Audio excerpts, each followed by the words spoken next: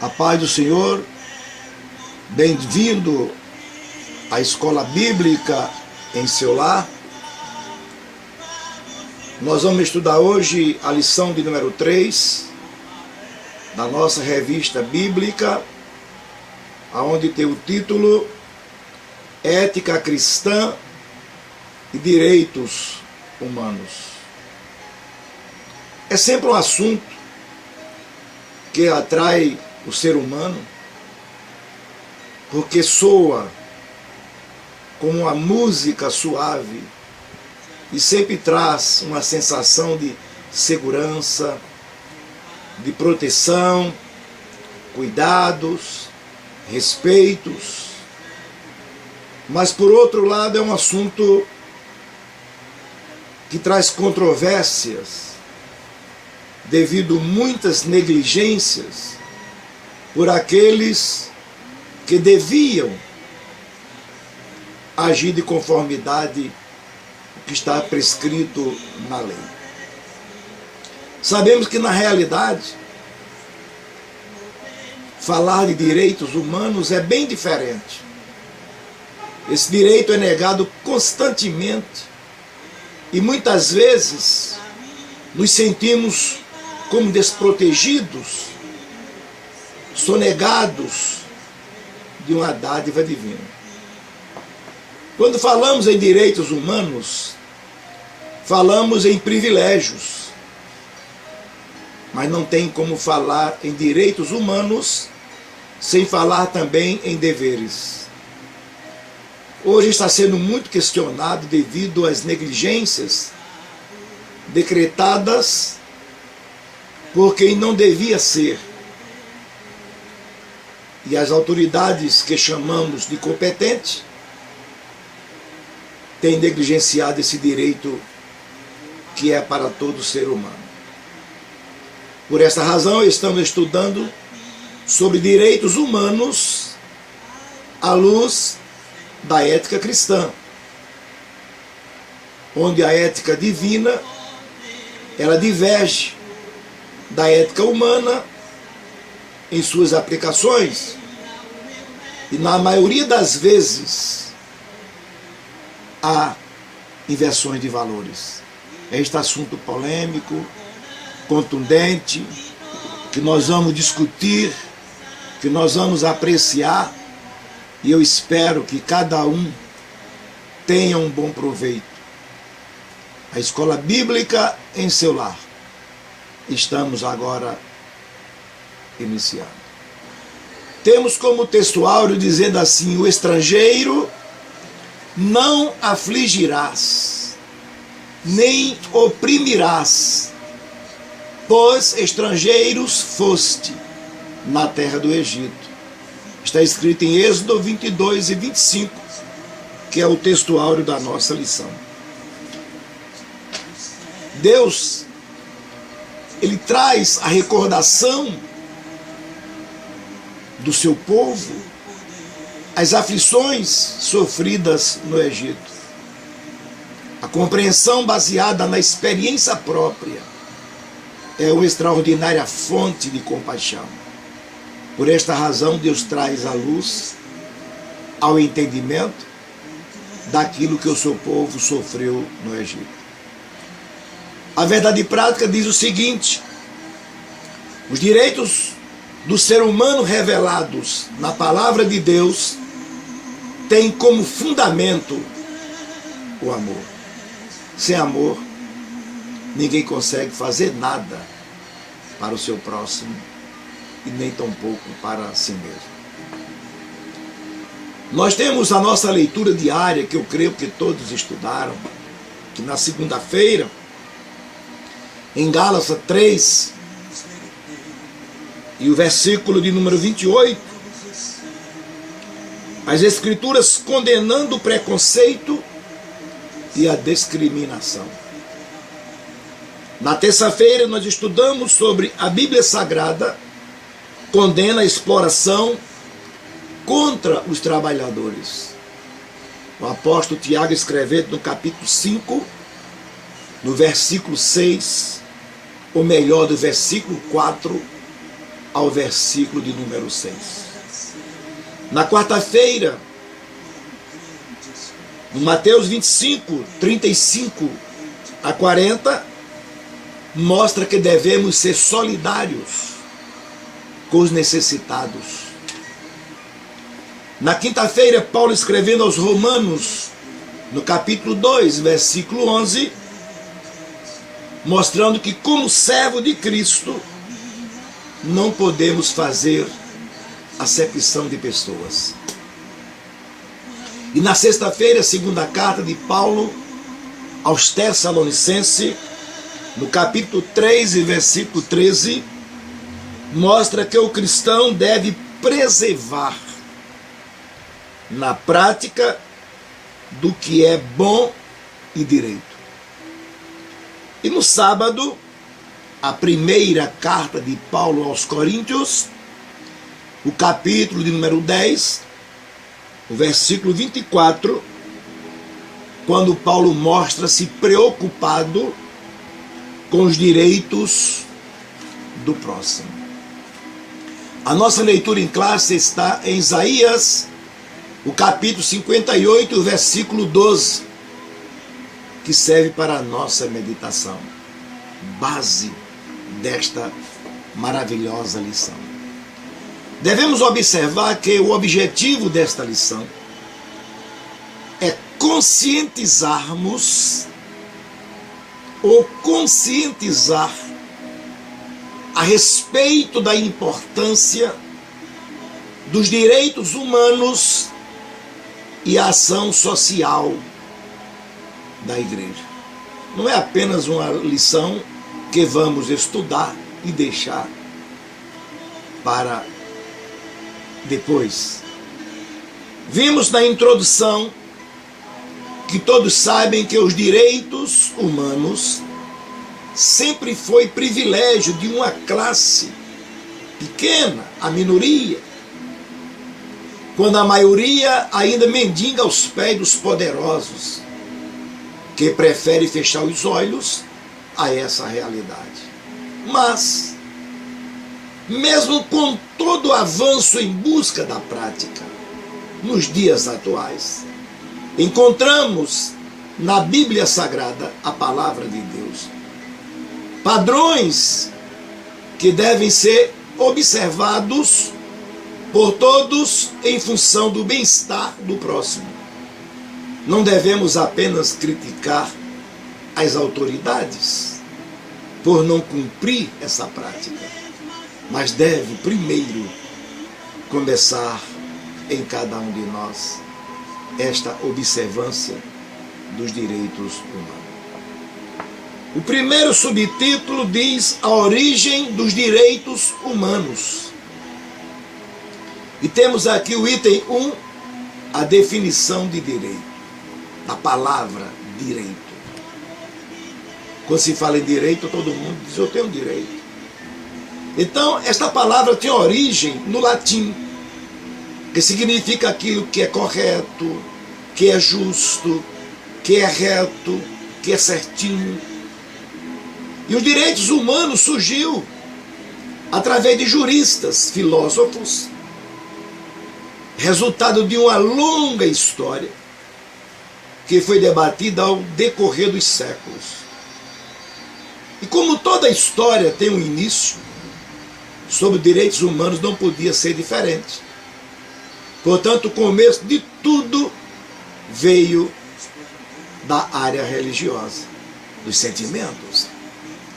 Vimos que na Idade Média, o cristianismo, numa demonstração clássica em defesa da igualdade de todos os homens, numa mesma dignidade, numa época em que os matemáticos cristãos desenvolveram a teoria do direito natural.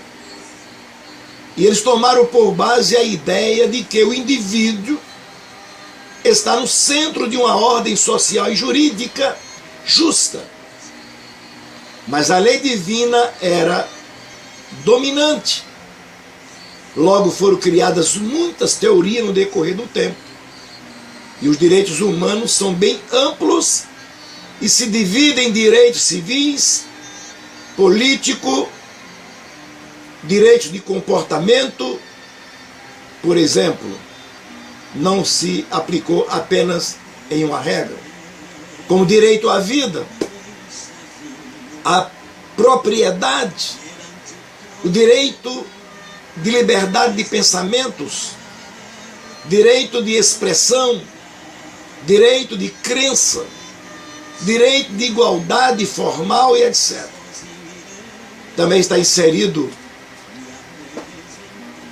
neste parâmetro os direitos econômicos, sociais, culturais e outros, por exemplo, direito ao trabalho, direito à educação, direito à saúde, direito à previdência social, à moradia, à distribuição de rendas, também o direito de paz, direito ao progresso, direito ambiental, direito de consumidor, pois sendo como direito difuso e coletivo, que tem por base o valor da fraternidade. Então são esses a definição de direitos, uma palavra que soa bem e muitos lutam por ele. Mas vamos compreender à luz da palavra de Deus nesta lição sobre a ética cristã e os direitos humanos. Passamos para o item 2, quando ele fala sobre declaração dos direitos do homem e do cidadão.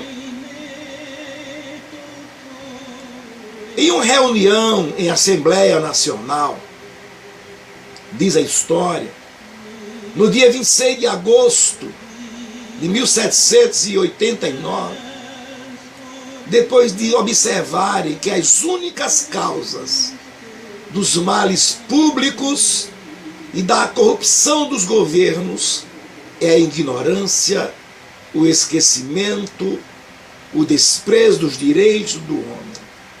Isso levou os representantes do povo francês a observarem essa carência.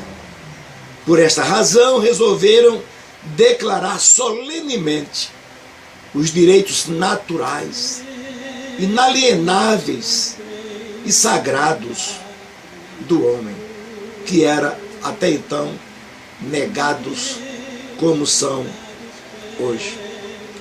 No dia 17, ou seja, nesta data, foi promulgado 17 artigos estabelecendo limites, regras, onde está inserido direitos e deveres, privilégios e obrigações, com o objetivo de que esta declaração sempre esteja presente em todos os membros do corpo social, como também seus direitos e seus deveres sejam permanentes. E tinha um objetivo, a fim de que os atos do poder legislativo e do poder executivo sejam vistos com mais respeito por parte da sociedade. Esta inspiração veio do iluminismo, que às vezes se critica as autoridades por eles negligenciarem os direitos humanos, que são direitos peculiares a cada um de nós. Então veio do iluminismo esta inspiração.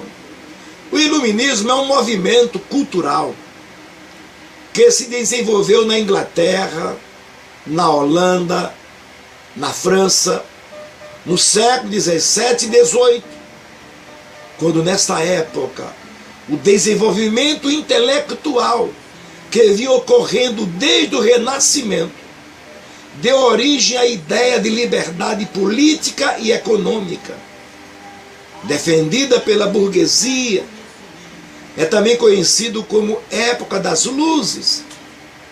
Foi um período em que os homens altamente racionalizados acreditavam ter o poder de transformar o mundo de acordo com suas reflexões, a retórica teológica atual. Foi assim que surgiu os direitos humanos. Mas, em contrapartida, a Bíblia Sagrada é o único meio capaz de transformar vidas, pois revela a Cristo como o único caminho que o homem pode se chegar a Deus. Veja o que Jesus falou em João capítulo 8, versículo 36. Se, pois, o Filho vos libertar, verdadeiramente sereis livres. Então não é apenas a força do homem, mas sim de Deus. Ele é capaz de libertar todos quantos se aproximam dele. Por isso, como igreja de Cristo, não devemos fechar os nossos olhos a respeito dos direitos humanos que muitas vezes nós, como cristãos, negligenciamos em nossas atitudes. Então, desta feita, nós passamos a entender que os direitos humanos devem ser cumpridos, respeitados por todos nós. Passamos agora para o item 3, onde fala sobre a Declaração Universal dos Direitos Humanos. Sabemos que é precária a situação brasileira em todas as áreas que envolvem a sociedade.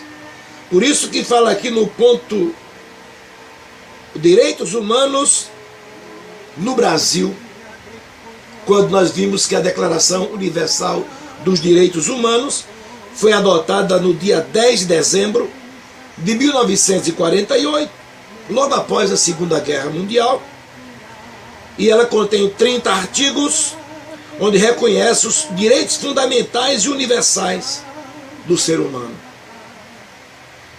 Aí o item 4 fala sobre direitos humanos no Brasil. E vivemos uma época degradante a respeito dos direitos humanos. Por isso, a falta de segurança, a inversão de valores são alarmantes. Na área da saúde, nem se fala. Na educação, é uma calamidade. E na política, uma tristeza, um desastre. Há uma falência nítida. Por esta razão, meus queridos irmãos, devemos manter nosso equilíbrio na palavra de Deus e combater com as nossas atitudes, orando e disseminando o Evangelho da paz, que tem poder para transformar vidas. Se corremos para a saúde, o SUS, que é o nosso sistema único de saúde, não apresenta conforto adequado. As filas enormes de muitas pessoas sofrendo e morrendo à falta de sobrevivência, de um socorro, onde as autoridades perderam o controle. Na educação, vimos uma grande carência no decorrer dos tempos, e na segurança não é bom nem falar, porque é o reflexo de uma política falida e comprometida com a minoria, aonde nós perguntamos a quem devemos recorrer, se os homens que deviam assumir a sua posição faliram também. Por isso, direitos humanos universal a todos os homens, que foi declarado, e no nosso Brasil há uma negligência sem tréguas. Mas a palavra de Deus nos garante que um dia reinaremos com Cristo, onde os direitos serão respeitados por Ele como o nosso príncipe da paz. O subtítulo 2 da nossa lição traz para nós um confronto sobre a Bíblia e os direitos humanos. Se nós observamos que os direitos humanos que foram colocados em prática, ou para ser colocados em prática, foram negligenciados, o que é que diz a santa e gloriosa palavra de Deus, que veremos a seguir em nossa segunda parte? Até lá, e que Deus assim o abençoe.